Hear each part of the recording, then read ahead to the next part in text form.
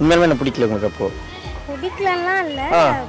கையில் மிதக்கும் கனவானி, கை கால் முளைத்த காற்றானி, கையில் ஏந்தியும் எல்லாம் டெக்னாலஜி. பிடிக்கலலாம் இல்ல. லவ்லாம் வேண்டாம். பிடிக்கலன்னா இப்படி லவ்லாம் வேண்டாம். பிடிக்கல ஆனால் லவ் வேண்டாம்னா எனக்கு புரியல. இல்ல அதெல்லாம் பண்ண மாட்டேன். பிடிக்காது. ஏன் பிடிக்காது?